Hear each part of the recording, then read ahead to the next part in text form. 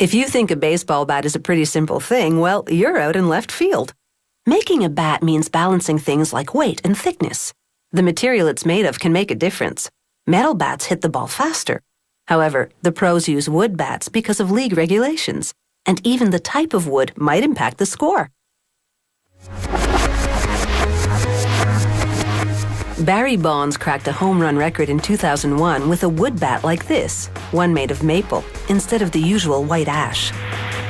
They can never tell just by looking at it that a chunk of maple has what it takes to make a good bat. So they weigh it to make sure the wood is really as thick and heavy as it appears. Next, pointed prongs grip the wood and spin it, while a carbide cutter rounds it.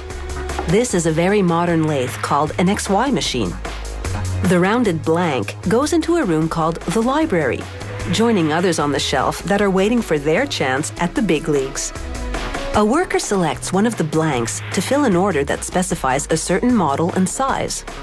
He weighs it again to make sure it measures up to what the player has ordered. The blank goes onto the XY machine and spins.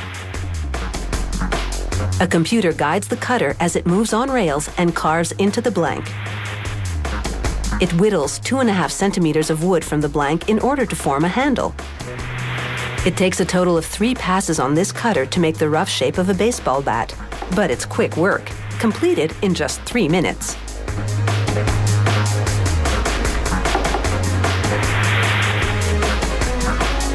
Now it's time for another weighing in. The bat is substantially lighter, which is what they want. Next, he measures the end of a completed bat with a caliper. Using a square-edged scraper, he rounds the knob as the bat spins on a more traditional lathe. He measures as he cuts. With another caliper, he checks the thickness of a completed bat and compares it to the one he's just carved.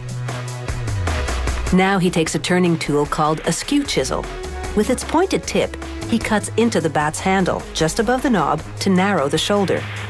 Again, he measures as he cuts to make sure the diameter is just right. Using the skew chisel, he shapes the slope of the bat, repeatedly checking with the caliper to make sure it meets specifications. He slims down the handle a little more. Then he angles the top of the knob with the chisel.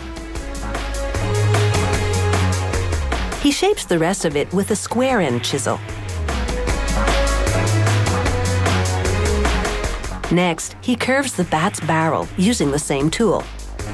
This gets rid of sharp edges that would cause a ball's impact to ripple down and jar the player. Then he goes back to the knob and completes the shaping with the skew-end chisel.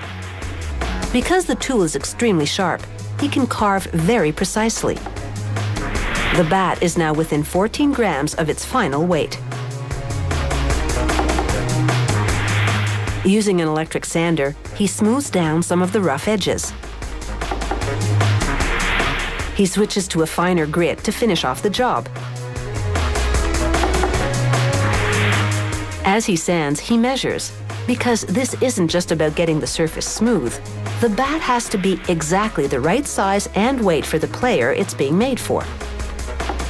Now he places the bat's knob in an end mill. A spinning carbide disc cuts around the holes made by the pointed grippers on the lathes, producing a gentle scoop. Next, a bigger disc carves into the barrel, cupping it. Some players prefer a cupped bat because it balances differently.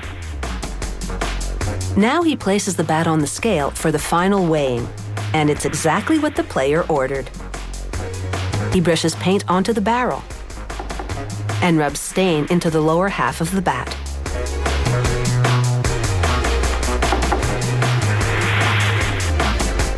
He presses decals onto the bat so it sports both the brand name and distributor. Then he stamps the model number in gold ink and tops everything off with a light coat of varnish.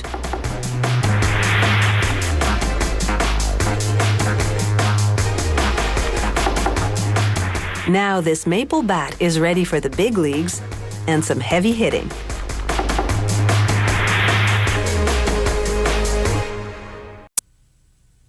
Polyvinyl chloride, commonly known as PVC, is a durable material similar to plastic.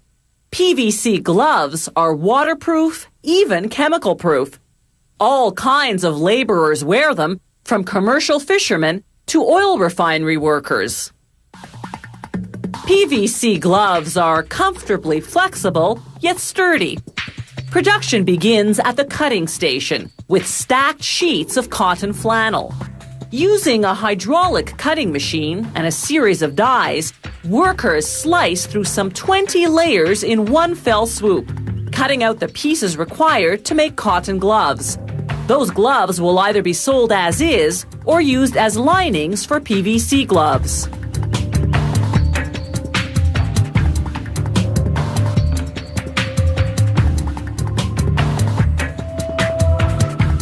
The next step is to sew the pieces together.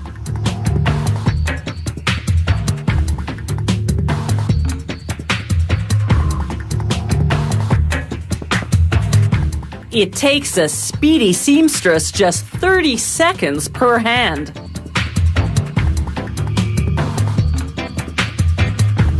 Next, they sew on a wrist made of a stretchy cotton and lycra knit.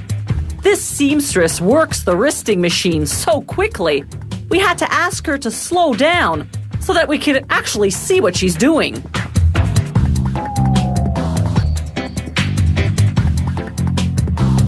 Throughout the sewing process, these cotton gloves have been inside out.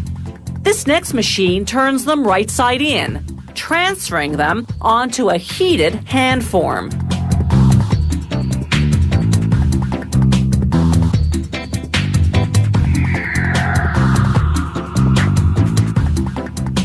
The machine then presses each glove onto the form.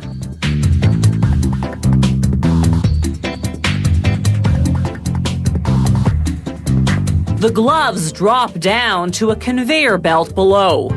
It transports them to a worker who inspects them and pairs them up left and right. Elsewhere in the factory, meanwhile, workers prepare the PVC solution. The recipe varies according to the glove model, but generally consists of coloring and 5 to 8 different chemicals. They add an antibacterial, antifungal solution to combat odor from hand perspiration. To apply the PVC, workers slip a metal form into the thumb of each lining, then put the lining onto a thumbless hand form.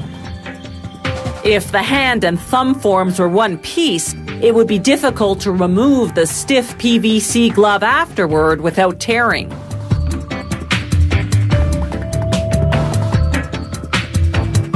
The linings go through what's called the singer, a propane flame that burns off any dust or loose threads.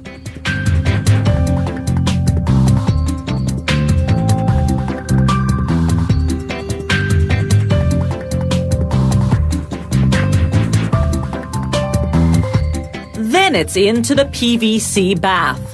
The basin of liquid PVC moves upward, coating the liners.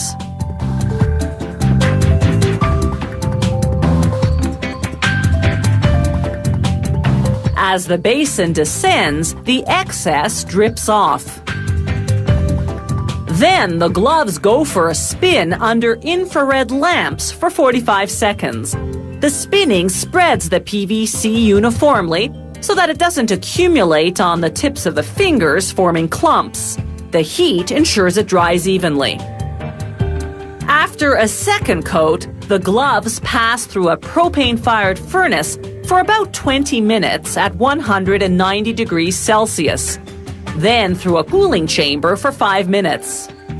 For glove models with extra strong grip, they blow PVC chips onto the first coat of PVC while it's still wet. When the gloves go through the furnace, the heat embeds the chips. After cooling, the gloves are dried and cured and ready to handle a hard day's work.